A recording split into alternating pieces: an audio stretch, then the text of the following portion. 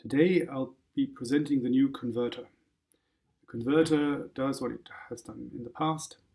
It takes a data file and converts it into an input for Super Shiny or the new Shiny Fluxer.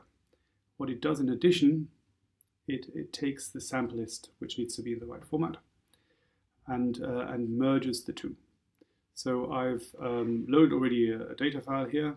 That's, as you can see, it detects the format automatically. So this is a trace finder file and gives you some information on it. Then you can load a sample list, which needs to have the same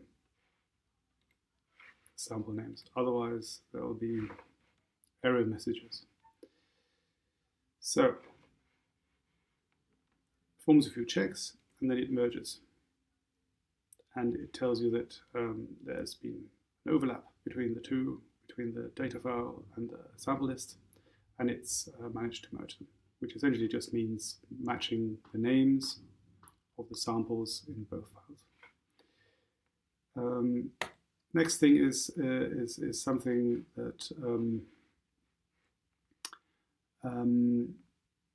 that sort of formalizes what columns in the sample list are experimental design columns. So here you can check the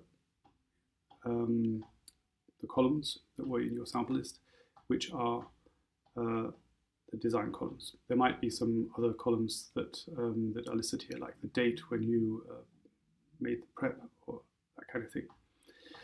And for those, and in this way, these columns are also separated. So now these two here are, in fact, the experimental design. And if we go here, we can also, here it counts for you how many replicates you have per condition. And that is that used to happen within Super Shiny, but it was kind of a heuristic, and it needed to guess which ones were the right columns. So now you can select them, and then there won't be any there can't be any ambivalence about what kind of columns we're dealing with. Second thing is normalization columns. So here we have these are the ones where someone has made a measurement of how much protein or how many cells there were per sample. And here you can select as many as you want. In Super Shiny, you can then choose which one you want to actually use, but this only means that Super Shiny will know about these columns. If you don't select them, then Super Shiny will not be able to use them. So here they're also sort of drawn in pink. Yeah. And this is the main thing that you do here in the converter. For the samples, you select the experimental design columns and the normalization columns.